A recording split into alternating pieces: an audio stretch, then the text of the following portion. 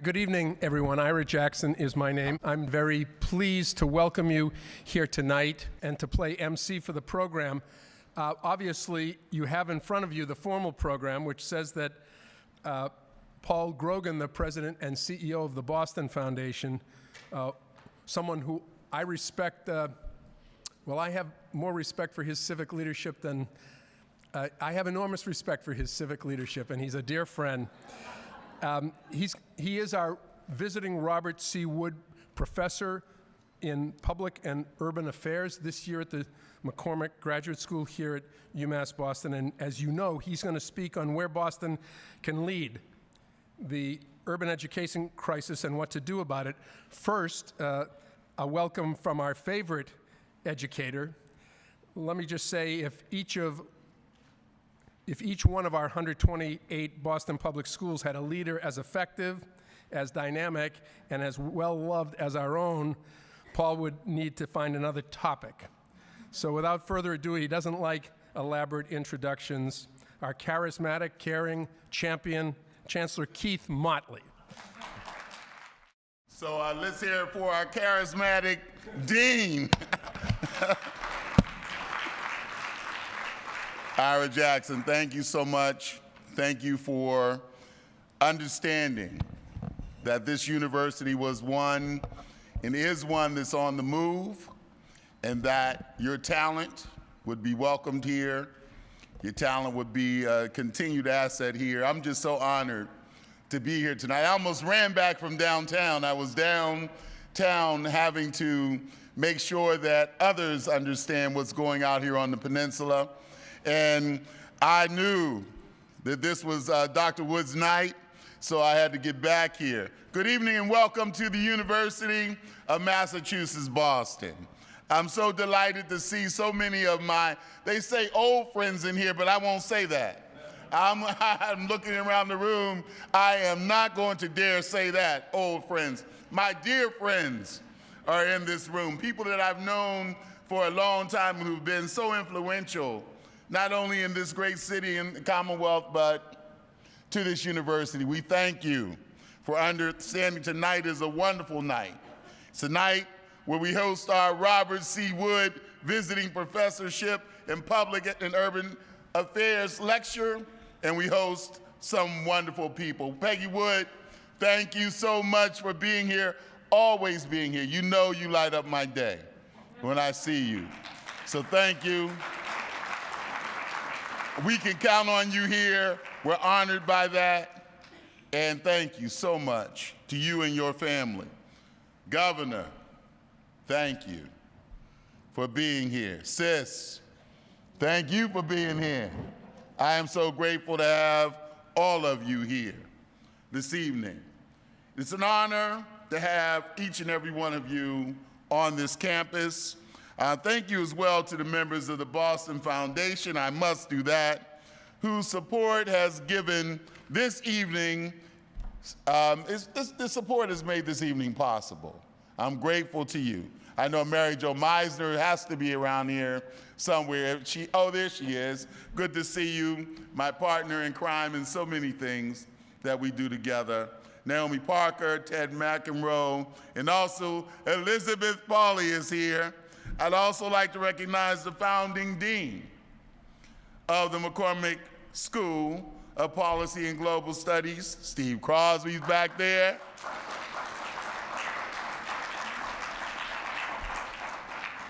And our distinguished panelists. I am so grateful to have within a week's time the opportunity to be in the same room with this giant.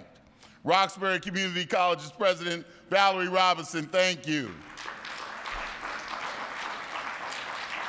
Someone who I read all the time and look forward to reading in the Boston Globe. Columnist Larry Harmon is here. Thank you, Larry. And someone who keeps me out of trouble in the school districts all over this Commonwealth, Department Chair of Curriculum and Instruction, Lisa Gonzalez. Thank you, Lisa, for what you do.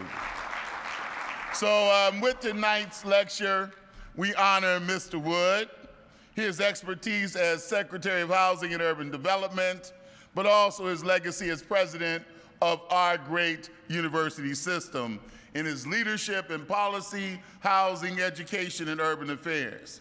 And we also honor those in our community who are at the forefront of those fields and who embody Dr. Wood's value of measured, careful, smart growth, innovative leadership, and above all, public service.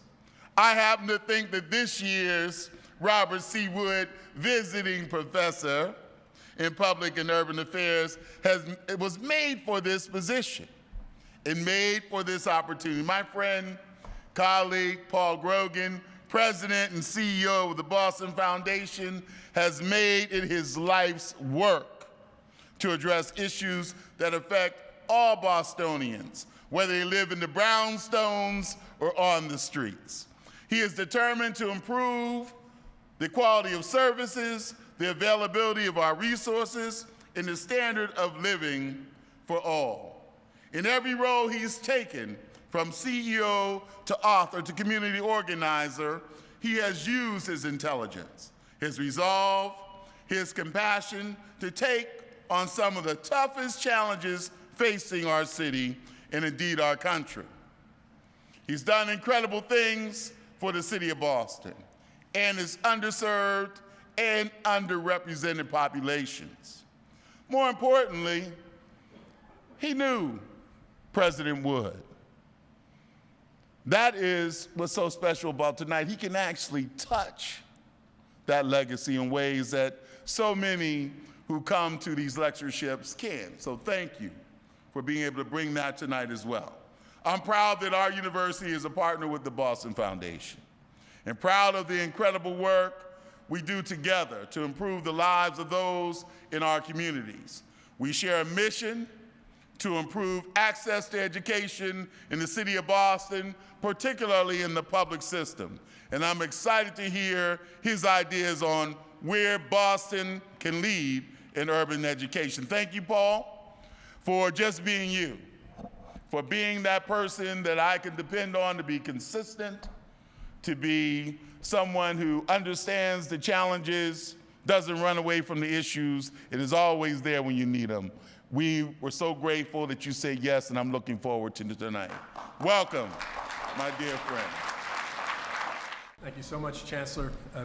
Peggy, Franny, welcome. Great to have you back.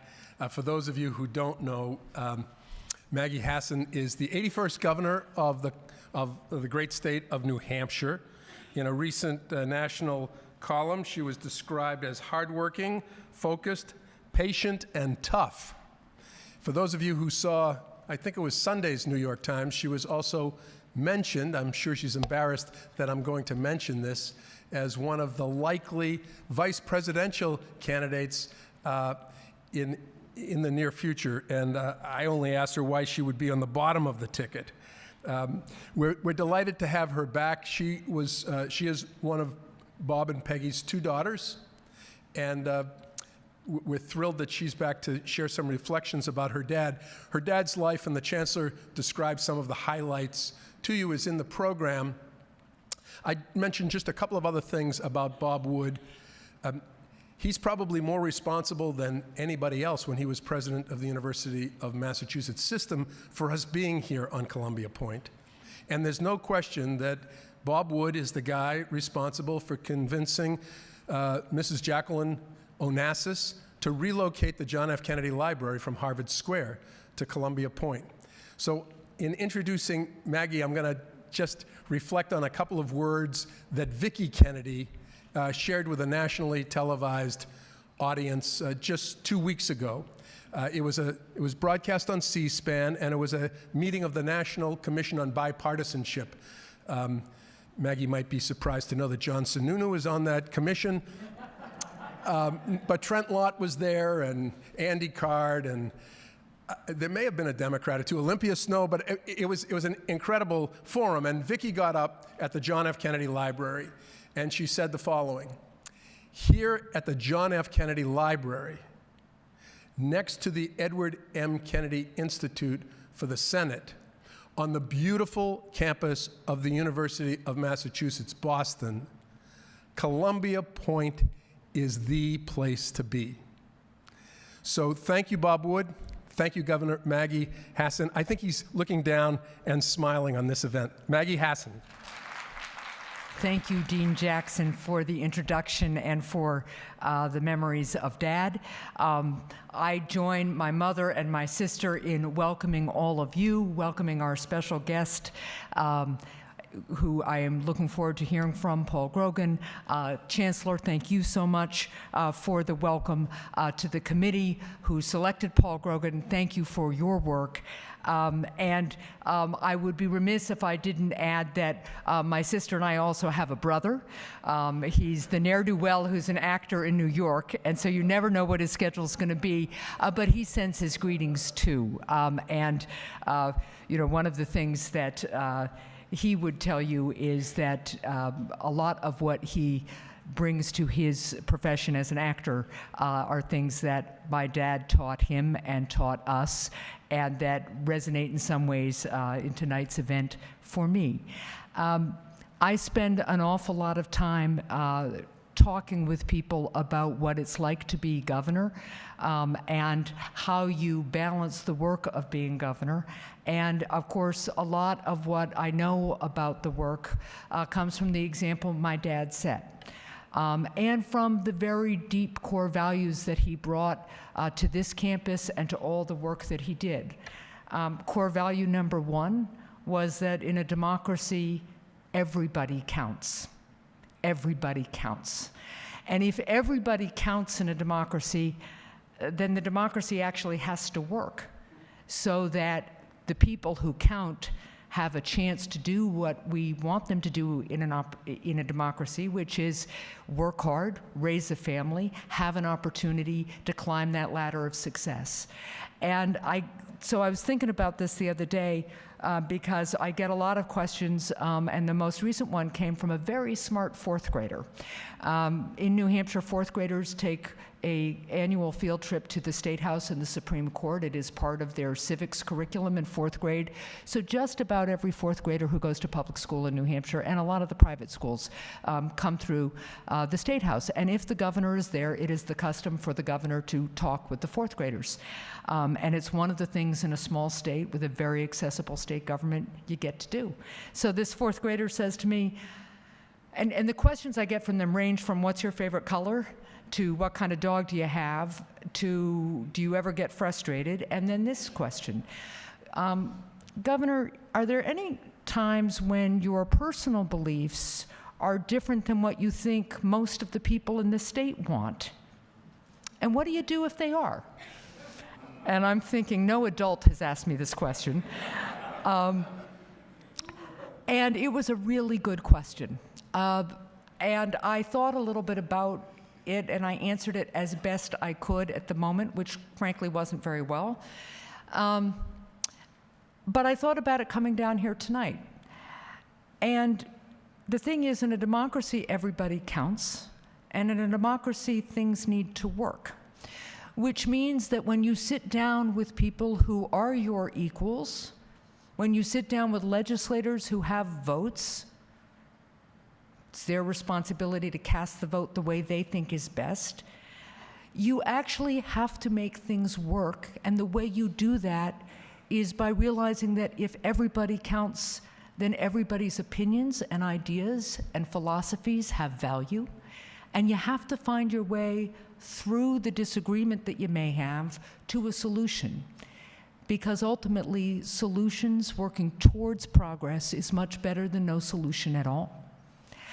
I think that's a concept that most of us talk about, but I think what gets lost in that discussion sometimes is the other thing that Dad demonstrated every day, which is that this politics thing is an enormously human process.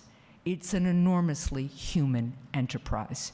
It is about respecting each other and maybe even loving each other enough as Granite Staters or as Americans or as both, to find a way forward and find a solution that will serve the people in that ultimate goal of everybody having a chance to make progress and making the state and the country better as a result. So I am so grateful to all of you for being here. I am really looking forward to hearing from Paul.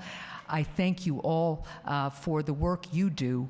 I know if you're here, you're people who are carrying on the kind of work that my dad championed, and he would be so proud to know about this evening and to know that you're all here. Thank you. Another person who would be, and I'm sure is, smiling down upon this event, an event named in honor of Bob Wood, former Secretary of HUD, the recipient this year being the President and CEO of the nation's most progressive and effective community foundation. That person would be John W. McCormick, who grew up not far from here in Andrews Square in abject poverty. Even before there was a tough public housing project on Columbia Point, even before this was a toxic waste dump, he would spend his afternoons going through the clam flats of Columbia Point looking for pieces of coal that might have fallen off the barges coming into Boston Harbor so that he and his mom and his 8 siblings wouldn't freeze that night. 4 of those siblings died in their infancy from tuberculosis, which was then called the Irish Plague, and McCormick himself gave up education in the 8th grade, went on to a distinguished career in Congress, but never forgot where he came from. For 41 years, he served in the Congress, including 10 as Speaker of the House. So he remembered, Maggie, that democracy is about making sure that everyone is counted and every voice is heard and making democracy work. He helped FDR enact Social Security in 1935, and he was Speaker and carried for LBJ, Medicare, and Medicaid in 64 and 65, as well as the Civil Rights Act. So he's looking down on his Columbia Point, didn't know there would be a University of Massachusetts, Boston, that would house a School of Policy and Global Studies in his name, looks out on $700 million worth of construction, looks out on 16,000 students, 57% of whom are the first in their families to attend this great institution, 34% of whom receive Pell Grants, which means they grew up in poverty, who speak 92 different native languages at home, and he says, I'm home. He says, I'm home, and UMass Boston is rising. So Bob Wood's looking down favorably, I think, on this event, as is John W. McCormick. Paul Grogan, again, you've got it in front of your program. Grew up, went to Williams at an early point in his career. I was one of the first to see the incredible talent this guy possessed when I hired him to work for Kevin White. When I was Kevin White's chief of staff, the mayor of Boston, Paul has done so many remarkable things, was retained by Ray Flynn, was in charge of neighborhood revitalization, then went on to be the CEO of the local initiatives Service Corporation, LISC, the largest financial intermediary for community development in the country, did a bang-up job there, celebrated in a Harvard Business School case study for his leadership, then went to Harvard where he was vice president for government and community affairs. And for the last dozen years, after writing a couple of good books, one of which I thought was way earlier than all of the pundits who now say they saw it coming, Paul wrote a book called Comeback Cities that anticipated the rebirth of urban America. So he's done at the Boston Foundation, a $1 billion community foundation, which helps to set the civic agenda for the town. He's done a simply, in my opinion, remarkable job. I had it summed up somewhere, but of course I can't find my note. But what I was going to say about Paul Grogan in introducing him is that he's an author, a thinker, a doer, a person of action and engagement. He's values-driven, smart, tenacious, and effective. The Robert Wood Visiting Professor at the John W. McCormick Graduate School at UMass Boston, Paul Grogan. You know, I've spent the better part of the day at this thriving university, and among other things, Chancellor, I've heard so many nice things said about me all day long that I really would like to have an office here, if I could. Well, I want to thank Dean Jackson, my good friend, Chancellor Motley, Bob Turner, and the selection committee for conferring on me this extraordinary honor, and to be in the presence of the Wood family makes it that much more special. And this is a place on the move, Chancellor, and it's just unmistakable, and it is so exciting and so good for this community and this region that is the case. It is a little daunting to be talking to such a distinguished group, but it's flattering as well. It reminds me of a story from Boston politics. I was talking about Speaker McCormick, but this is an interesting one. In the 1932 presidential election, on the Democratic side, Al Smith, who'd been the nominee in 1928, was running again, but of course, Franklin Roosevelt was the other candidate, and Boston, as this most Catholic city, was once again totally behind Al Smith, governor of New York.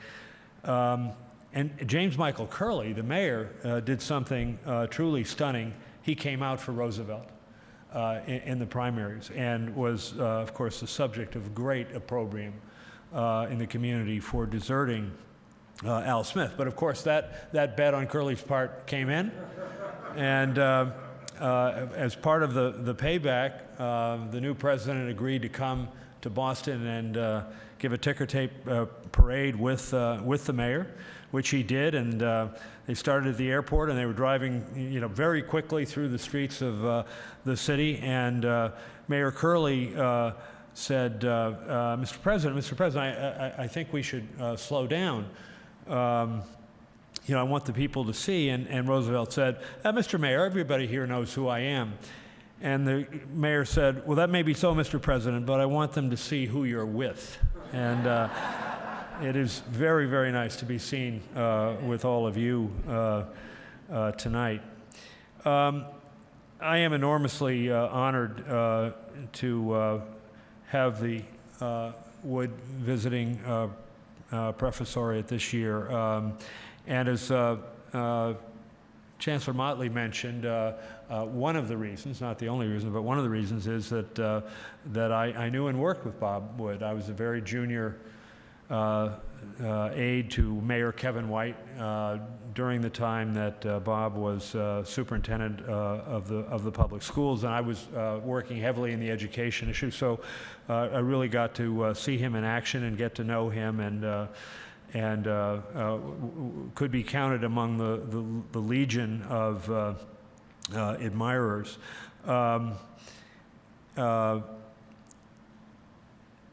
One of the times we were together was the awful day where he was fired by the Boston School Committee, and this was a devastating development, because you can imagine the hope and optimism with which people greeted the news that he was going to be the superintendent. To get Bob Wood to do that it was really extraordinary, and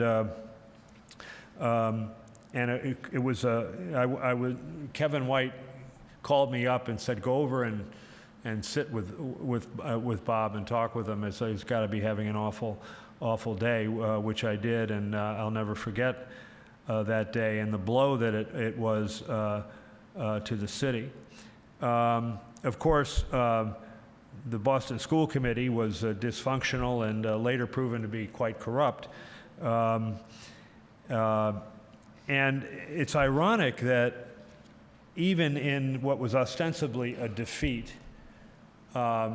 being fired as the superintendent of schools in Boston, Bob also found a way to make an enormous contribution, because the reaction to this was, if that school committee fired Bob Wood, there really is no hope to have that group of people running the Boston public schools and doing things like that. And it became a very important factor in building support for abolishing the appointed school committee and replacing it with one that would be appointed by the mayor, and really making the mayor the most powerful political executive in the city, responsible for the most important public service, and that's public education. So Bob, you found a way, even at a low moment, because this was viewed as this is the ultimate evidence that this situation with the school committee is not salvageable. But Bob always confronted the obstacles he saw head on.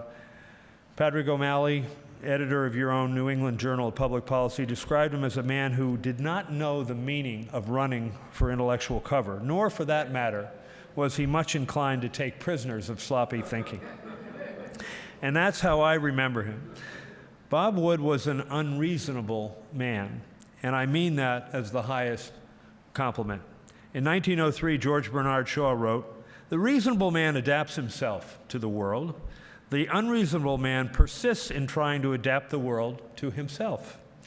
Therefore, all progress depends on the unreasonable man." Well, I'm here tonight to ask you to join me in being unreasonable about a cause that was very dear to Bob's heart, and that's urban education in America. You know, in so many ways, our city of Boston stands at some kind of pinnacle in the world of cities today, renowned for our innovation, our education, healthcare, technology, even our glorious sports teams winning championship after championship. And of course, our city has deservedly won worldwide admiration and acclaim for our response to and recovery from the devastating events of the 2013 marathon that we have just seen in all of its magnificence. For cities, however, there's no such thing as permanent success. In the 1960s, the Boston that Oliver Wendell Holmes had once called the hub of the solar system was a dying metropolis, hemorrhaging people, business, and jobs to the suburb. The city was characterized by widespread abandonment, disinvestment, and fractured race relations. The decline started in the 50s and left neighborhoods that had been built to house 800,000 people with a little over 500,000 by 1980. It wasn't easy, and it took years, but the people of Boston turned their city around, and today many of us are enjoying its tremendous resurgence. Now we have a world-class knowledge economy fueled by extraordinary human capital and a culture of innovation, and certainly one of the most vital urban environments in the world. But we can't be complacent. I spoke earlier about Boston in the 60s as a city in decline and our remarkable turnaround. But remember also, in the 1960s, Detroit was a thriving city with the highest per capita income in the country. And we know how things are in Detroit today. And even Boston's success does not extend to everyone who lives here in the city. Income inequality is one of the defining issues of our time. You literally cannot pick up a newspaper or magazine, and today is a good example with front pages stories in both the Globe and the Times about different versions of the inequality that so concerns us. But we see a pulling apart of society, a widening of the gap between the rich and poor, and apparently declining economic mobility. Today, over 10% of our national income goes to the top 0.1%, fully 4 times as much as in 1980. 95% of the gains made in the current recovery have gone to the top 1% of earners. This is true across the country, and it's true here. Suffolk County, in fact, is one of the top 50 most unequal counties in the United States. Most other American counties, in that place on the list, with this stark division between the haves and the have-nots, are small counties in the Deep South. It may be the only time these days that you can find Massachusetts lining up with Mississippi, South Carolina, and Texas on much of anything, and it's certainly not the alignment that we want. But our inequality is in part an unfortunate byproduct of our success of the Great Boston Turnaround, because the knowledge economy, which is the backbone of our success and the key to our future, places a particular premium on education. It's an economy that richly rewards those who are well-educated while harshly punishing those who are not. And this is not the first time that America has confronted the stark prospect of widening inequality and maybe even drifting into plutocracy. We saw this in the Gilded Age after the Civil War and during the Roaring '20s. But eventually, at these other junctures, the country found itself to public policy that lowered barriers to the middle class and widened opportunity. Many American historians believe that this has enabled the extraordinary political stability of our country. We have always recognized that the opportunity to join the middle class is the best social and political assurance that we can have. We must now find a cure for the rising inequality that is as ambitious and successful of those as other eras, from the New Deal to the GI Bill to the Civil Rights Movement. We must be, as Shaw put it, unreasonable. The thing is, we haven't figured out our generation's big unreasonable solution yet, and that's why it's crucial that individual communities take the initiative and not wait for a national solution. The ideas will come from local efforts. Our national government may be paralyzed, at least on this kind of domestic issue, but cities and states are doing fascinating and venturesome things. So let's talk about a little of that. Let's talk about the problem and promise of urban education and how that's playing out in Boston. Demographic data makes it clear that the future of humankind will be an urban one. More than half of the world's population already lives in cities, and that percentage will only grow. Of course, one reason for this is that cities offer superior opportunities to the countryside, and you can't find a better example of that than Boston. Our globally competitive economy has enabled us to outperform the nation in terms of economic growth and jobs. Our extraordinary human capital and culture of innovation, our achievements in education have set the stage for this. We consistently rank among the top states in school achievement tests, and globally, if Massachusetts was a country, it would score in the top 5 or 10 on many measures. But of course, to look at our Massachusetts school population as a whole camouflages a less attractive story. The Commonwealth cities, including Boston, where the public schools serve primarily a low-income, minority, and immigrant population, are full participants in the national urban education crisis. And it is a crisis, one that will have profoundly destructive consequences if not addressed. And this comes at a time when we can least afford it. We all know that our country's demographics are changing profoundly. More and more of tomorrow's workforce will of necessity be made up of the very students that we are often failing today. I would say that we clearly have a moral imperative to provide opportunity to all the children in our country, but if the moral argument doesn't get it for you, we also have an economic imperative. The lost productivity of these children will have a tremendous cost for all of us to bear. Let me admit at the outset that what I'm going to talk about doesn't represent the comprehensive solution to the urban education crisis, but I want to explore two aspects of that crisis we are facing and unusual progress that Boston is making, and examine the implications of that. There are many important things I won't have time to talk about tonight, but there are two stories of homegrown interventions that appear to be having dramatic results and giving us an important direction for the future. And most importantly, they represent a stirring rebuttal of the notion that low-income students cannot perform. The first is a crisis in K-12 education, and it starts early. Of the more than 4,000 5-year-olds who entered Boston public kindergarten in the fall of 2012, 40% did not meet the benchmark standards for early learning and literacy. And in the third grade, only 32% of our third grade students are reading at grade level. By grade 6 or 8, some of our students catch up, but not all do, and we aren't getting enough of them to graduation day. In other words, we're turning out whole cohorts of mostly black and brown youngsters who have no shot at the American dream. And nationally, only about half of urban high school students are graduating on time, as 1.2 million drop out each year, 7,000 per school day, 1 every 26 seconds. Here, Boston is making notable progress. Dropout rates for the Boston public schools have actually reached historic lows, down to 4.5%, down from 9.4% in 2005. But we can't be satisfied. We still lose some 650 students between 9th and 12th grade, and disproportionately, they are young men of color. And there is a great variation by neighborhood. In 2012 and 13, the dropout rate for students from the largely middle-class neighborhood of West Roxbury, where I happen to live, was less than 1%, compared to more than 6% from Upham's Corner in Dorchester. That's too many. In our knowledge economy, failing to graduate amounts to a kind of economic suicide. In America, we are seeing a self-fulfilling prophecy play out through the lives of our children. There's a whole school of thought founded around the belief that poor kids can't learn, that economic circumstances dictate absolutely education results. According to this school of thought, if you want these children to do better, you need to turn around their home life, their neighborhoods, raise their parents' income. You need to solve the problem of poverty in the United States.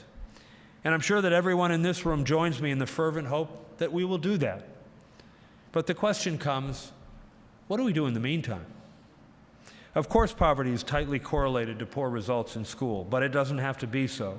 The moral equation shifts dramatically if we have something that we know works for low-income students. And here in Boston, we have an emerging solution worthy of national attention, a dramatic transformation of education into a system of schools rather than a school system, an environment where key decisions about a child's education are made by the educators who are actually in contact with that student every day.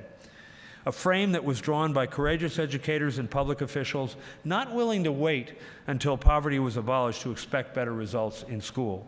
The story begins with the Massachusetts School Reform Act of 1993. It was the Massachusetts Act requiring a common curriculum for schools, statewide tests for students, that arguably had the most profound impact on national education reform in the 90s. This act established curriculum frameworks, set new requirements for teacher training and licensure, mapped out increased and predictable funding for districts, and established the MCAS, the controversial MCAS, our high-stakes tests that established the floor for student performance. Critically, the 1993 Act also established charter schools for the first time, allowing them to open throughout the state as a way to generate innovation. Charter schools are public schools, authorized by the state, and they are independent of local districts' oversight. They enjoy a number of freedoms. They choose their own staff, control their own budget, design their own curriculum, and they have the ability to alter the length and structure of the school day. But our legislators were rightfully cautious, and so they put in place arguably the toughest set of checks in the nation over the performance and quality of charter schools. So while these schools have unprecedented freedoms, they are also held accountable for results. Later, in 2010, Massachusetts Governor Deval Patrick signed another important piece of legislation that built on this success. It extended the successful elements of education reform throughout the state, opening more charter schools and bestowing new powers on district superintendents to intervene, sometimes radically, in underperforming schools. Out of these changes came the remarkably successful set of charter schools that we enjoy today. Massachusetts charter schools literally lead the nation thanks to the rigorous standards and oversight. They've been recognized as the standard by which all other charters should be measured. Just last year, a Stanford University report that looked specifically at Boston found dramatic results. Boston charter students, who make up about 13% of the state charter student population, had gains equating to more than 12 months of additional instruction in reading and 13 additional months greater progress in math. Let me repeat that. More than 2 years worth of learning in a single year of school. The report's authors actually said that Boston's charters have a real chance to close the achievement gap. What makes them so successful? I believe it is because they had the opportunity to step away from the history and constraints of current systems and problems that plague school districts and ask themselves, if we were starting over, what would we do? They got to start with that proverbial blank piece of paper and reimagine what it might take, not denying the disadvantages that many urban students bring with them to school, but saying, how do we comprehend that, make up for it, have an educational strategy that allows the unlocking of their unquestionable potential. And of course, what they came up with was very, very different than how conventional urban education is organized. But one of the things they do is purely cultural, and that is from the moment a child walks in the door of a charter school, the message is, you are going to college and you will finish college, down to the youngest children in these schools. It's almost an obsessive culture of success and fixation on post-secondary attainment that they established from the beginning.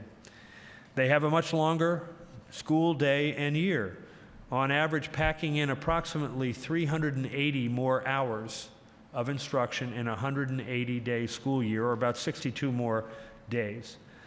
They've made the decision to prioritize the arts and physical activity, two things that have disappeared virtually from regular public schools.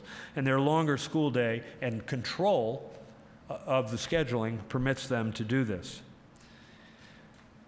Tell you about one charter school in Mattapan, the Mattapan neighborhood, arguably one of the poorest and most isolated neighborhoods of Boston. It's one of 3 schools named after Edward Brooke, the storied African-American senator. The original Brooke Charter School, located in Roslindale, has quietly grown into one of the highest performing schools in Massachusetts, offering a school day that is longer than traditional schools and focusing heavily on supporting their teachers' professional development. The one in Mattapan, which opened in 2011, has classrooms that are all named after colleges. One student, 12-year-old Shirley Napo, wears a Brooke t-shirt that reads Spelman College. Her teacher, a young woman named Danielle Blair, actually decided to have her repeat the 6th grade. She told the Boston Foundation that a move like that probably wouldn't have happened at a regular public school, but Shirley needed the extra time. And while she was disappointed at first, now she is excelling.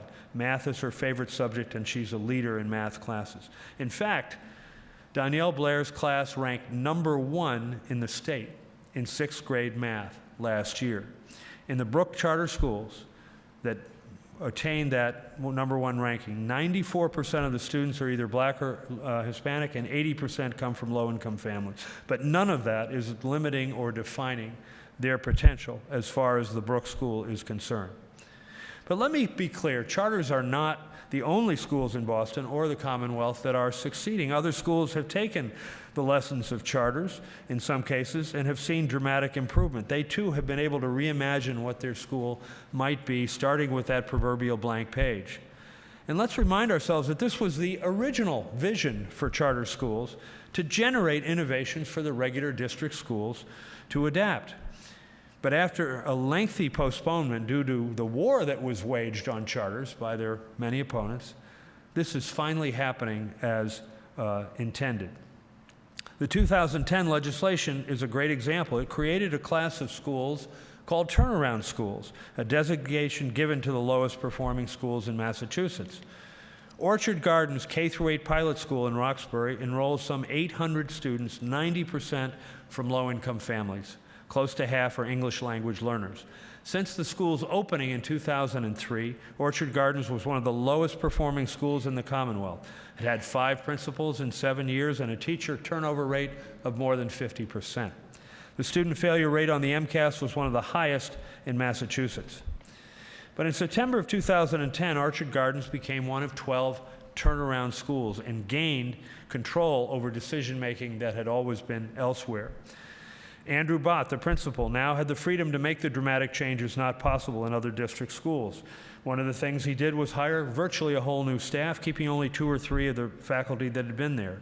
He also did things like removing the school's metal detectors to free up funding for their arts program.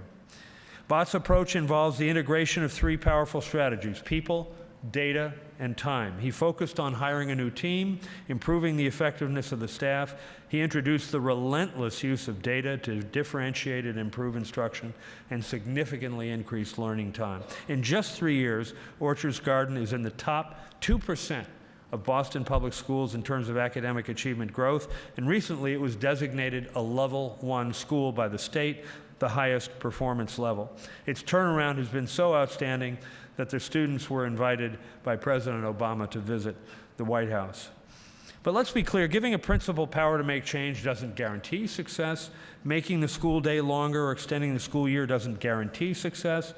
It takes hard work, visionary leadership, partnerships, but a growing body of evidence suggests that to move schools forward, you need to break the old command and control model. In this model, decisions were either made by a huge central bureaucracy or dictated by a long, detailed, prescriptive teacher's contract. Autonomy now is becoming the necessary precondition of success. That is what I believe we're proving in Boston. Today, nearly half of Boston's public schools, beyond the charters, have been given some kind of charter-like autonomy. And at the district level, interim superintendent John McDonough is working to expand that autonomy to hiring practices at every district school. And by the way, I could not agree more with today's great Globe editorial calling for John McDonough to remain as interim superintendent for several more years in view of the tremendous job he is doing. And at the state level, we're working with civic, business, and community organizations to expand the number of charter schools like Brook, provide turnaround powers to create more Orchard Garden success stories, and give thousands of students stuck in underperforming schools new hope.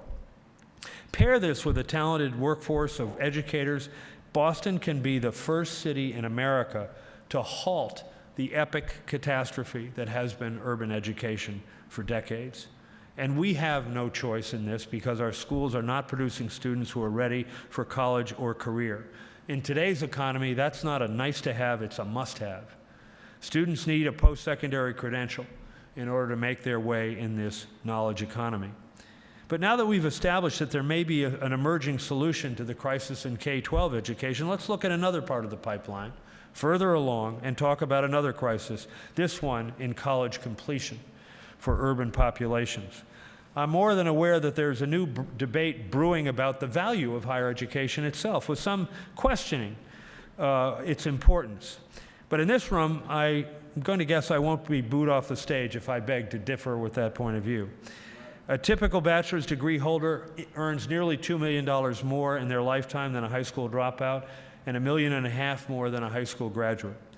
A recent Pew Charitable Trust study finds that adult children from the lowest income families in our country are 4 times as likely to pull themselves out of poverty if they have a 4-year college degree. And yet only 34% of the poorest children enroll in college and only 11% graduate. In 2009, at the height of the recession, Bostonians with less than a high school diploma had an unemployment rate of 15%, while those with a bachelor's degree or higher rate was 5%. We all like to say that there's no silver bullet for ending poverty, but if you look at the data, college completion is as close as we're likely to get, and the benefits reach far beyond economics into every part of life. A college degree holder will have better health, a longer life expectancy. They are unlikely to go to jail or become single parents, and they are far more likely to be civically involved, to vote, and to pay far more in taxes than they absorb in public services. So we can deplore the rising cost of higher education, but let's not lead our young people astray by telling them that higher education doesn't matter that much anymore. For years, Boston had been extremely proud of its college enrollment rate, which was very high for an urban district. But again, the study that was done 6 years ago found out that after they get to college, few of them complete a degree. A 2008 report done by Northeastern University found that completion rates were abysmal. Only about 35% of Boston Public School graduates who enrolled in college in the first 7 years after graduation completed a degree by the end of that period. This is what put the report on the front page of the Boston Globe, and all over the city people were shaking their heads saying, can this really be true? It was true. Moreover, if you put the dropout data together with the college completion data, even with a relatively favorable dropout rate compared to other cities, you come to this fact. An entering 9th grader in a Boston Public Schools district high school has only about a 7.5% chance of graduating from either a 2 or a 4-year college. 7.5%. It's now up to 12%, but still nowhere near where it needs to be. And so here in Boston, we've learned to make an important distinction, the difference between college access and college completion. The devastating figures from this study inspired Boston Mayor Tom Menino to reach out to the Boston Public Schools, to us at the Boston Foundation, to local colleges and universities, including, importantly, UMass Boston, to launch the Success Boston College Completion Initiative. And it has become the city's nationally acclaimed college completion effort, buoyed by the tremendous leadership of your very own Chancellor Keith Motley. We originally committed to the ambitious goal of doubling the completion rate for Boston students from 35% to 70%. I'm happy to report today that the class of 2006 from the Boston Public Schools has achieved a 49% college completion rate, which is actually slightly higher than the national average.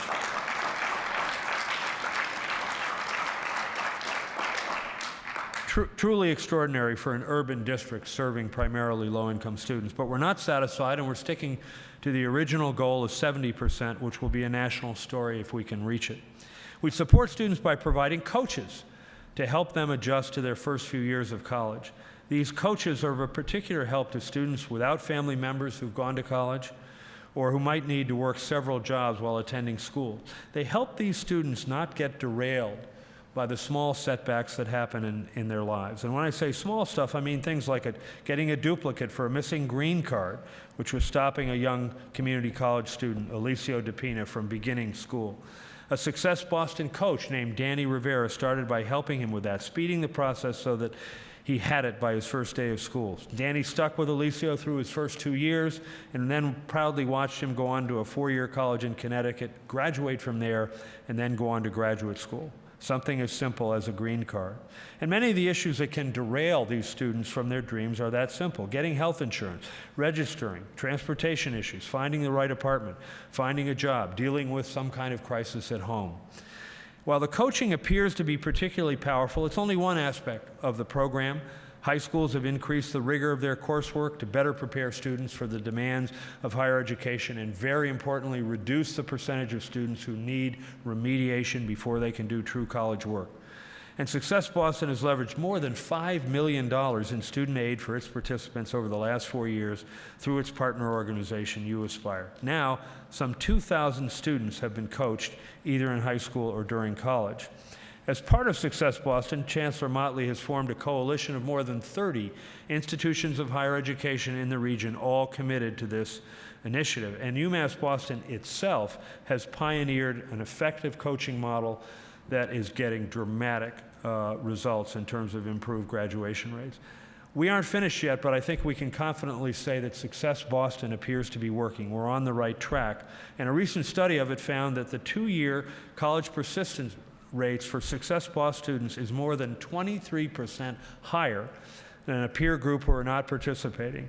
And this effect holds even more dramatically for Latino students and even higher for Black students, nearly 28% improvement in year-to-year persistence. Given the modest cost of this program, about $3,300 a year per student, and the staggering difference in lifetime of earnings between a college graduate and one with just some college, we know the return on investment for this program is enormous. We know how to do it. We know how it's something that works. Now we have to figure out how to expand it. You know, this is the kind of thing that makes Boston such a special place, occupying a unique place in the national imagination. We are the kind of place that can lead in solving the education crisis through a system of high-performing autonomous K-12 schools and a coach for every low-income college student if that's what's needed. Why are the innovations I've been describing happening in Boston? Why is Boston the place to lead? Well, we have a remarkable constellation of nonprofit organizations supporting our efforts. We have a tremendous group of charter schools that are interested in expanding further. We have scores of higher education institutions that are committed to serving hometown students. And we have state leaders who are eager to hear solutions and give them a chance. And we have a new mayor in Marty Walsh who is committed to this as well. We also have the willingness, indeed it's a necessity, to take a critical eye to the work, to gather and use data to help drive our decisions. If charters didn't work for students, if Success Boston wasn't showing the success that it is, we wouldn't be investing in their growth. You know, it's one thing if you don't know what to do, then the failure to act is understandable. But if simply through lack of political will, we decline to expand opportunities that will enhance the life prospects of our city's children, that is unconscionable. And I'm sorry that there are still significant forces in our community who are fighting the spread of some of these promising educational practices. Very simply, they must just be overcome. Imagine a child who goes to a school infused with a culture of success like the Brook Charter, where lessons are tailored to his needs, where he gets the help he needs, and arts and physical activity are a regular part of every school day. Imagine that he gets paired with a remarkable, passionate coach like Danny Rivera when he gets to college, who helps him pick the right classes and find a way to pay for his transportation to school. What a different life he will have, and what a different life his children will have. We know that poverty isn't destiny because we have proof right here in our own backyard. We have schools that are working, schools where teachers and principals are empowered to work together to make the best decision for students, coaches who are there to support young adults through the day-to-day challenges they encounter. In the short term, it verges on immorality to decline to expand charters, to not expand school-level autonomies throughout the district, to not do everything we can to give every Boston student who needs one a coach. If it's within our power to extend the extraordinary results we're seeing to more children, how can we possibly not do that? There are some things about which wise people rightly caution patience. This isn't one of them. Systemic change is slow, but the child we're talking about only has one shot at the 3rd grade. And that's why we have to be bold. We have to be able to look at today's kids in the eye and not say to them, bear with us, we'll change the system incrementally, and we think in about 20 years, if all goes well, we'll have it figured out. How many children will fail to graduate or graduate but without the skills to thrive while we, even with the best of intentions, work slowly for change? Just in the next 10 years, in Boston alone, more than 40,000 young people will exit the school system on graduation day or perhaps before that day. Others will just not show up some February morning, never to return. The poet Seamus Heaney wrote, "History says, don't hope on this side of the grave. But then, once in a lifetime, the longed-for tidal wave of justice can rise up and hope and history rhyme." This is a national problem, but if there is to be a national solution, it will be drawn from the best of the welter of local efforts underway. Once again, Boston can live up to being that city on a hill, leading that tidal wave of justice that will rise up so that hope and history will rhyme in our own time. Thank you.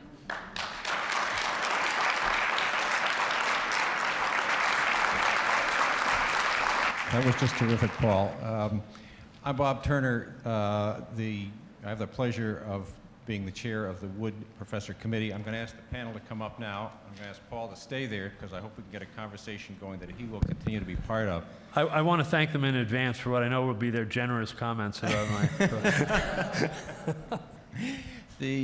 just as they're coming up, listening to Paul, I would just think how blessed we are in Boston to have someone in the position that he's in, and just listening to him who has a breadth of vision, who sees the context of issues nationally and locally, but whose passion rises as he gets into the nuts and bolts. The more detail he gets into, the more that passion shows. And I think it's quite an extraordinary quality and quite a combination of characteristics that will produce results, and we're happy for it. Again, I'm Bob Turner. I'm on the Wood Committee, and I just want to thank the members of the committee whose names are on the program, and particularly my colleagues at UMass Boston and at the McCormick School won't feel badly when I say this, and particularly the time spent with the Wood family. Peggy is just a delight to work with on this committee for every time. She never misses a meeting, partly because we wouldn't think of scheduling one when she couldn't make it. But then every year to see Maggie and Franny, and next year we'll get your brother, I hope. We'll try. Okay. So we're a little short on time. We want to meet our deadline. So we have a fabulous panel here. Again, there are little bios in the program, and I'm not going to take time away from the discussion to talk about them. But Valerie Robertson is the new president, fairly new. How not all that new? Less than a year, not all that new. Of Roxbury Community College, so it's right at the crux of what Paul was talking about. Larry Harmon is a columnist and editorial writer at the Globe. I won't ask him if he wrote the editorial this morning, because we all know that all the members of the editorial board write all the editorials. But he did write a column a couple weeks ago that said pretty much the same thing. And Lisa Gonzalez, who's a professor here at UMass Boston and is the chair of the of teacher ed at the College of Education and Human Development here at UMass Boston. So let me start off with Valerie, and I hope, as I've suggested to them all, that we'll get comments that feed off of what Paul said in his really terrific lecture. Thanks. Valerie. Well, first of all, Paul, congratulations on this award. I can see from your speech how well deserved you are. My question actually is about the statistics that you quote in terms of those students who don't make success. And from your opinion, what we might be doing, maybe in the community college, but certainly even in the high schools, to combat some of those students from dropping out. If you have some strategies for us to consider. Well, as I said, the coaching that is going on is it's not tutoring.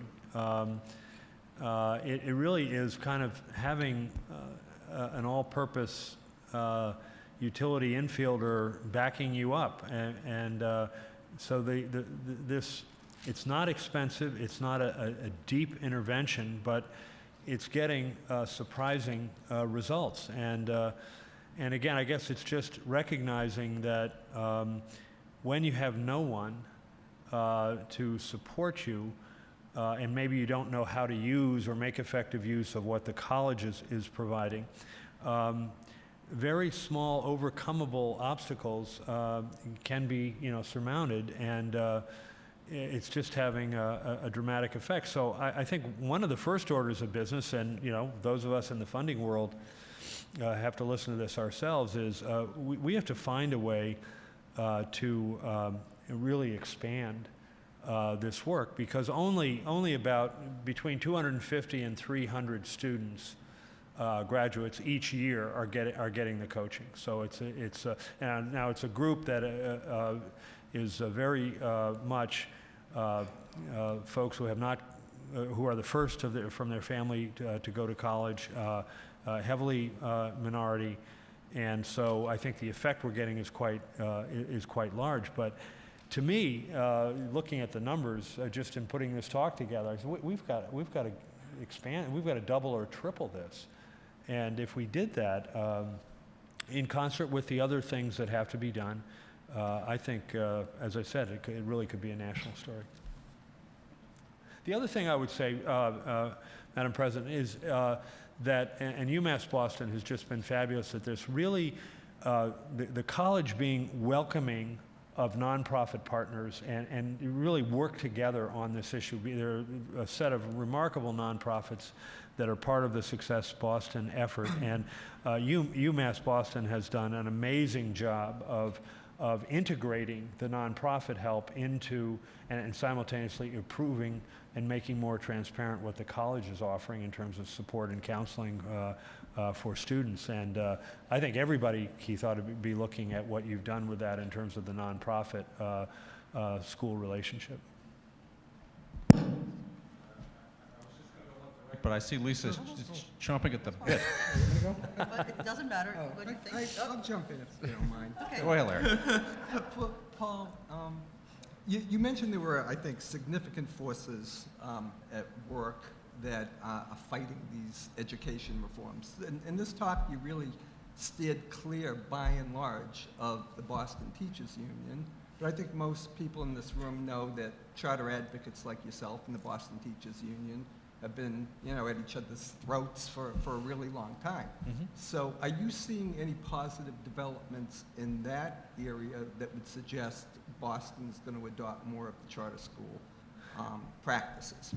I think so. And I do believe, even though there is continuing conflict, that the 2010 legislation really said to everybody, charters are going to be here. They're going to be part of this landscape. They're not going away. I think up until that point, many of the opponents of charters had hoped that somehow that they could be made to go away or prevented from growing any further. And I think the 2010 legislation has sort of helped produce, as a byproduct, a more pragmatic attitude, and some really important collaboration is underway. There is a compact in which not only the charters and the regular schools, but the Catholic schools are are sitting down together, working on issues like facilities in common, touring each other's schools. There are individual partnerships that are multiplying now between charters and regular schools. Carol Johnson, I think very importantly, invited several charter operators to come in and run in-district charter schools in the system. So I really think, compared to the real war that has gone on for most of this period, that we're making a lot of progress, and the imitation, as all of our mothers told us, is the sincerest form of flattery, and the fact that Interim Superintendent McDonough has concluded that as I believe he has, that the entire system really needs to be migrated to a system of schools that enjoy charter-like autonomy. So he's really saying that should apply to every school, and there's a task force working on that as we speak. So I do think it's very different. Now, having said that, there's still opposition. There's opposition to any further growth of the charters. There's still attacks on the charter schools, particularly by the BTU, not so much by the other major unions. So, I just think we've got to persist, and it's gotten a lot better. Hi, Paul. Thanks. All right, I just have a few comments, and I'd like to know what you think about, where my point ends up.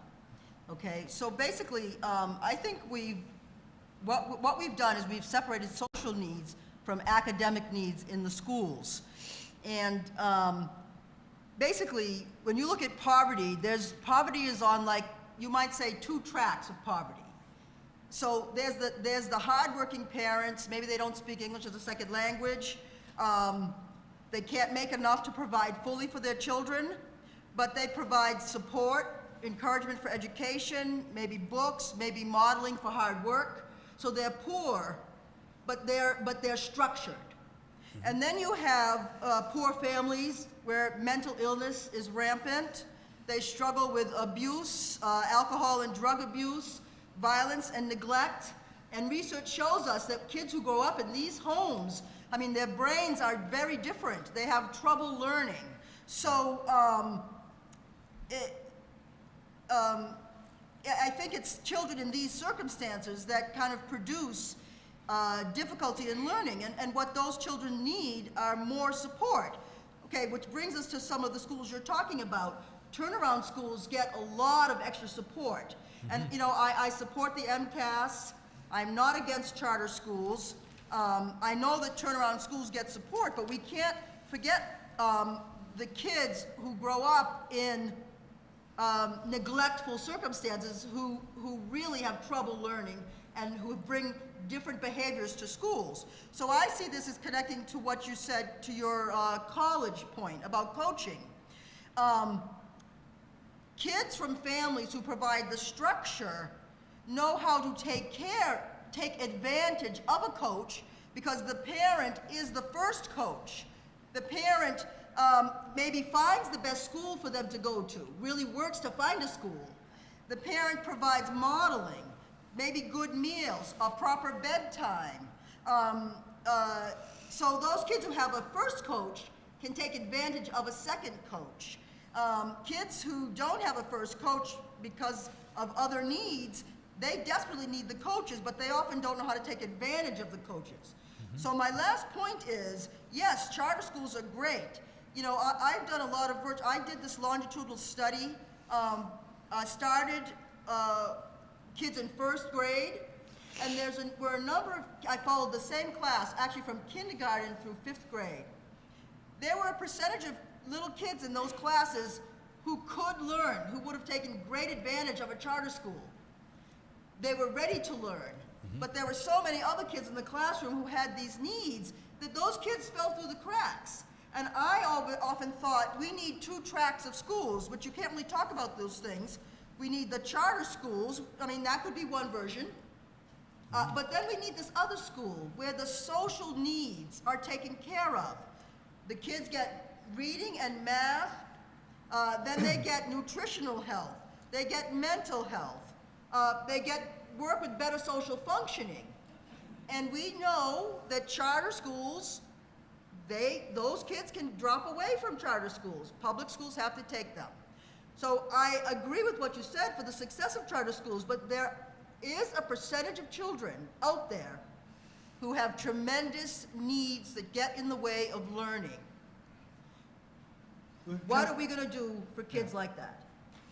Well, we have to try to address those needs. You know, I'm in complete agreement, and as I asserted, I think one of the great things about the so-called no excuses movement is that those educators comprehend those difficulties, but do believe that if you're free to construct a program around those kids as opposed to some rigid thing that someone else hands you, that you have a better chance of dealing with all the issues than under the old model. And I think the fact that the charter model and the in-district version of it lodges so much decision-making authority on the educators who are with these children every day, that is going to be a better route forward, certainly for the kids who are able, but even for the neediest kids. That model is a better model because those educators will be very creative in terms of how they address the needs you're talking about. They will be imaginative, they will be entrepreneurial, they will find nonprofit partners, et cetera. It's not, you know, going to work for everybody. I certainly wouldn't argue that, but I still think that that model that confers so much more decision-making on the school is also a better way to respond to the children. What do you say about the fact that, I mean, I agree with you, but the fact that a lot of charter schools don't have these kids. They really don't. I mean, You're suggesting something even more interesting, though, unless I misunderstood. I thought Lisa was saying maybe the charter schools should be serving the more regular education kids who might who don't have a lot of social needs, and BPS presumably is a fallback system for kids who do have a lot of special needs or language problems. But then they need, I mean, if we had, in my fantasy, and I'm working on a way to say this, but yes, almost 2 different schools. But then the other schools, I think that why I get upset with people who push charter schools, it's not because the kids in those schools, you know, in the beginning I was really against charter schools before they started, but then I saw that, you know, they were educating our children too. So it's wonderful that children who are ready to learn have the charter schools, but there's so many children who aren't ready to learn through no fault of their own, and I feel like the charter schools, in trying to make their case, say, oh, well, we can do it all, but the fact of the matter is they're not doing it all, and these kids are stuck. Let's say we can do it all with kids who are ready, and then there's kids who aren't ready. What can we do with them? Let's have charter school number 2, social charter school, whatever we call it, and put the resources into those schools and get the kids ready. Because I do think so that once would they're also ready, be a charter school, but not just a regular BPS school. it's a school where the kids get the resources they need for mental and social health. 2-level charter schools? But you see my point. Yeah, I think you'd have to, you know, data would be very important in responding to, you know, to a proposal like that. I just don't know. I just don't know the. All right. You know, the answer. We're going to make sure and get some questions from the audience, but I want to have another quick round. President Robertson. Well, you talked a bit about high schools and the fact that there is a stronger need to prepare students and expose them to careers and to define career pathways for students. Again, I wonder if there is some advice from what you've learned in your studies on how we might be structuring schools to enable more students to be motivated and introduced to different careers. Right. Well, you know, I think there's an employer community out there that would really be willing and enthusiastic partners in a comprehensive effort to systematically expose high school students to different kinds of careers, and some of that does go on, but it has not been systematic, and that's you know, I think with leadership you could do that. There's tremendous hope and optimism. I think you know about Roxbury Community College now and what's possible, potentially with a partnership with Madison Park, but with heavy involvement from the employer community, which is occurring. So I really think that can happen, and It will also expose kids to things that they just don't understand or would never think about for themselves, not all of which require the four-year college degree. I think the post-secondary achievement of some kind, the industry certificate, the two-year degree, is going to be very, very important for most of the jobs. But let's rally the employer community around this idea of doing something systematic, so that every kid, I mean, one of the great things that Boston does is the summer jobs program. There's nothing like it anywhere in the country, and that's an example of employers stepping up to the plate and hiring Boston public school kids every summer by the thousands. So I think that displays a willingness to get involved with these children, and we should get on about that. And Paul used the word leadership just now in passing, but I heard him earlier today say that leadership is not doing what's comfortable. Real leadership is almost always uncomfortable and requires some real effort. So I think that's what is needed in terms of the job situation, too. Larry. This is more a comment, I guess, than a question, Paul, but in your book, Comeback Cities, you described how nonprofit community development corporations were transforming an urban landscape. And it wasn't like they were on every street or on every street corner, but there was once, a rundown house or several rundown houses were bought and redeemed by community development groups. It had a great effect, positive effect on the rest of the neighborhood. Now, you might think that charter schools would have that same effect on the Boston district schools, but we have these amazingly high-performing charters. You could compare them to, these cleaned-up houses if you want. Right. But more than half, or roughly half, of Boston's public schools are still what they call level 3 or 4 schools, which means they're in the bottom 20% of the schools in the state. So why aren't we getting the sort of kickstart that we got with the housing? Well, it is happening, but we know that big urban public school systems are just fiercely resistant to change. They wouldn't look like they do today when so much else has changed, when institution after institution in the public-private sector have been transformed, and schools have been sitting there in roughly the same form they were in early in the last century. So I think that's part of it. But I have to say, Larry, that to have over 40% of the Boston district schools now having some autonomy, a plan underway to move the whole system in that direction, the progress of the turnaround schools, which has been very significant, not 100%, but very significant progress. I think we're getting there. What we've got to do, though, is just keep bringing this sense of urgency to it. In view of the success of the 2010 legislation, the bill that is up at the State House now calls for a modest additional increase in charter schools, but also extends the intervention powers of superintendents in regular districts. Those things, in the 4 years we've had the 2010 law, have just been incredibly successful. So it's mind-boggling that the legislature is taking, a year to figure out whether we should do more of that. And that's why I said in my talk, we really have to be willing to put this on moral terms. If we know, and we do know, that more charters would help kids now, would change the trajectory of their lives, how can you put a cap on success, as one advocate said? This is so hard, and you have something that works, and you're not going to do any more of it? I mean, it borders on insanity. But that's what's happening. But still in all, I am optimistic.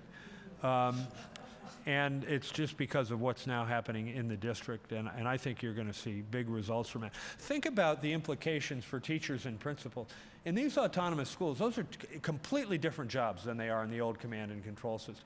Principals were often glorified building managers under the old scheme. Now, you're responsible for the budget, for everybody who works there. You're free to pick your own curriculum. You're free to alter the length and structure of the school day. That's empowerment.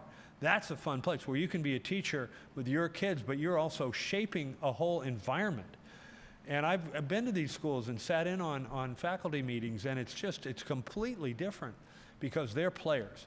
So I think there's a big human capital payoff here eventually. If we can make this the rule instead of the exception, more people of talent will be attracted to these jobs because they're bigger, more interesting, more challenging jobs.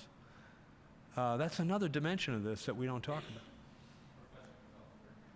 I just, I agree. This is kind of a moral dilemma.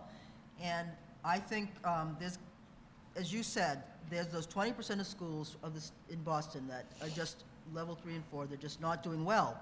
But my argument is that those schools have the most needy children. And if the community that you're from, the funding community, could find a way to put more social services in certain schools, and we know which ones they are in Boston, I could name them, then maybe we'd see more parity coming up. Thank you. I'm going to go over just 5 minutes to get a couple of questions from the audience. Speak right up. So, I suspect, Lisa, I work in the public school system. I experience it every day, so I cannot say thank you enough for your comments. If we remove that percentage of kids who have social-emotional needs that interfere with their ability to learn, Boston Public School, their scores would not be so bad. We have countless kids who come to school every day who are not thinking about academics, and it interferes with the flow. It interferes with other kids being able to learn. Now, these kids are bright kids, but they have other things going on. So I agree, there needs to be some place for them to go, because as much as BPS has issues, take that population out and BPS scores will go up. Their data will go up. And the kids who are there sincerely wanting to learn, who come from homes who have caring parents, those kids would do well. We have way too many kids who have issues who need to be somewhere else. BPS cannot address their needs, and we're not. Yep. Sorry, the time is so short. Paul? That's a statement I listen. Yes, I would like to agree with you. I did volunteer work on computers with middle school children in one of the inner city Boston schools. They asked me what 2 days I wanted to teach. I said, I'll do Mondays and Thursdays. Well, what I discovered was nobody was ready to learn on Monday because there was no structure in the home. So they came in exhausted, falling asleep at their desks. We changed the schedule to Tuesday and Friday, and things worked. And there are children who need the kind of support you're suggesting. And the model really should be that we bring the parents in and educate them along with the children so there is structure and support. And the reason the charter schools work so well, those principals get to choose who they want to work for them. Now, if you ask me to set up a school and I need 10 perfect teachers, I will find 10 perfect teachers. But I can't, in a system that has 2,000 teachers need, I'm going to have the normal curve. I'm not going to have perfect teachers in all of those schools. It just wasn't work demographically. That's why we have to target ourselves. Another comment. I had one last question, but then we're going to quit, right? Is that what I'm getting from the dean?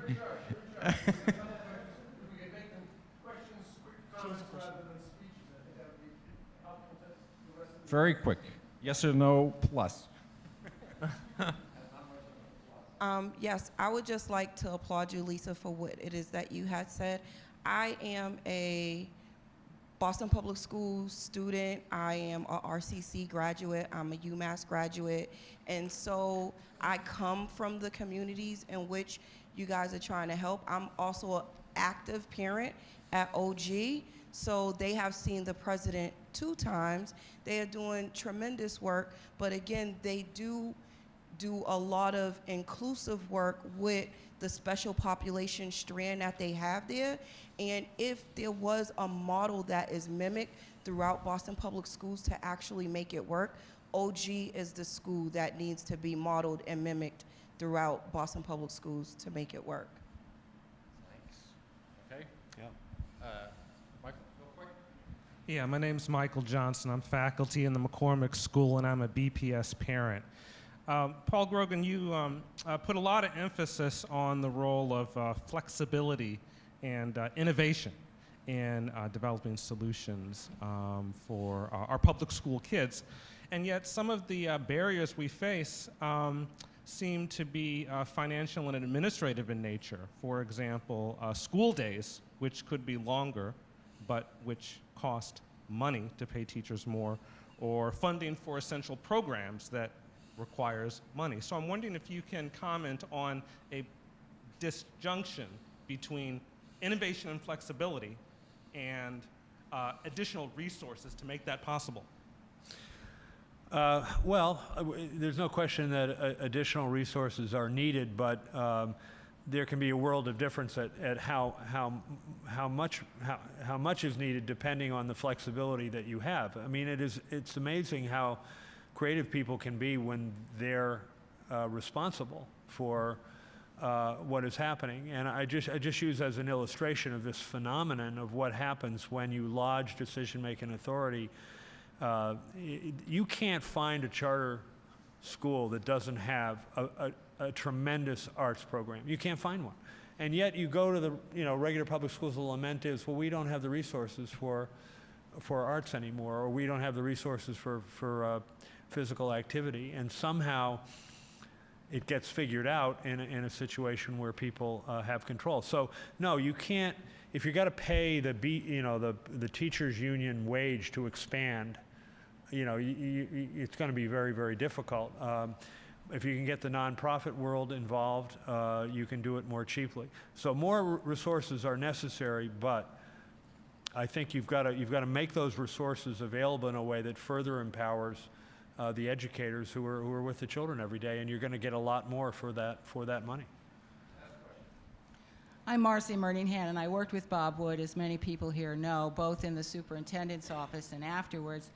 When you mentioned that Suffolk County is one of the top 50 most unequal counties in the U.S., to the point about money and resources, my research tells us that the top 64 nonprofit institutional investors in Suffolk County have combined assets of a little over $51 billion. That's a lot of money, and that seems to me to be a way in which we might creatively address ways in which support to schools, support for pre-K education, support for a variety of urban kinds of concerns might be considered in the form of social impact bonds and a whole lot of other things. And I just wonder, given your background in the CDC movement, have you considered that at all in terms of not on the giving side, but across the assets under management held by the gazillion of nonprofits in the greater Boston area that don't pay taxes but are in a position to help? The short answer would be no, we haven't done anything on that. And we are very interested in the social impact bonds experiment. We are participating in that, and if you could really get that to work, it's kind of the holy grail of social policy to actually be able to capture and reinvest savings from superior performance. So I think that's one of the most interesting and important things happening in the social policy world. And again, Massachusetts is out there in the vanguard, so we hope we can be part of a big success there that can be extended. Thank you. Thanks very much. As the Dean and the Chancellor come up, I just want to say this is a terrific panel. I want to thank the panel.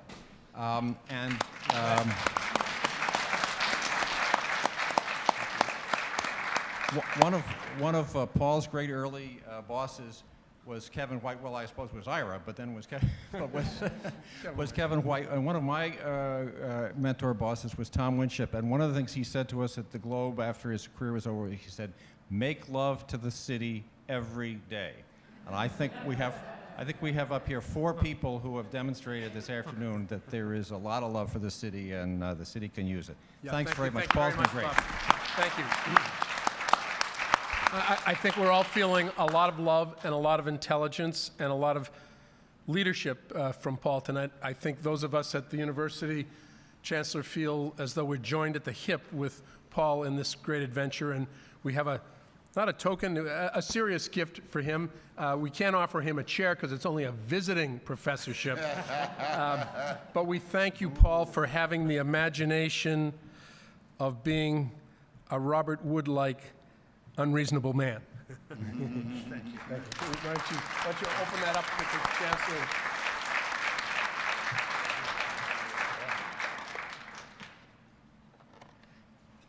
Ooh, that's serious. That's serious. You get one of those, you're the man. Let's sail. Let's sail to a new Boston. That separates us. Thank you. Thank you. Thank you very much. Great. Thank you, everybody.